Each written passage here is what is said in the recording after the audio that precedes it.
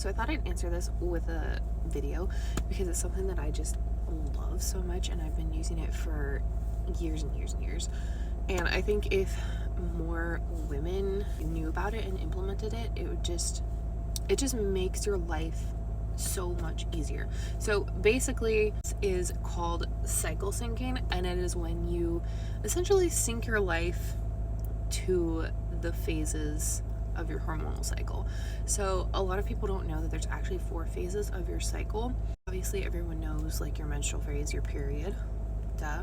But there is 4 hormonal phases that your body goes through. So your body, the hormones change and do different things in these different phases. And if you know like what phase you're in, your body is actually more optimally primed to do different things in different phases. So in this, I was talking about working out. The 4 phases are menstrual, obviously.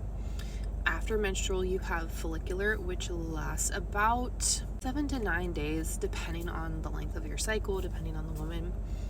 And after that, you have your ovulatory phase, which is another more common one that people know. Your ovulatory phase is technically you only ovulate for about 24 hours. Most people consider that phase 3 to 5 days because you can technically get pregnant that many days around your ovulation, because that's how long sperm lives.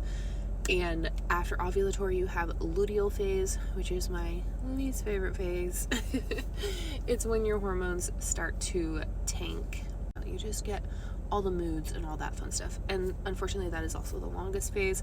It usually lasts about 10 to 14 days. But when it comes to working out, I mean, there's all different ways you can sync your cycle to your life, like food, work, socialization, dating, relationships. My favorite is working out, so that's what I'm going to talk about right now, but I do implement it for a lot of things. And also, if you're trying to balance your hormones, heal your period, things like that, cycle syncing your food can be extremely helpful for that. If you have additional questions, just leave them down below and I will try to answer them. But as far as working out, for example, when I posted in this video, I was doing cardio. I was in my ovulatory phase, which is the best phase to do any type of workout, essentially. You can work out all month long, but ovulatory phase, your body has the most energy. If you think about ovulation, your body is ovulating, so it is the time when you feel the prettiest, you have the most social energy, because your body naturally wants to go out and attract a mate. Okay, that is the best phase to do higher intensity workouts.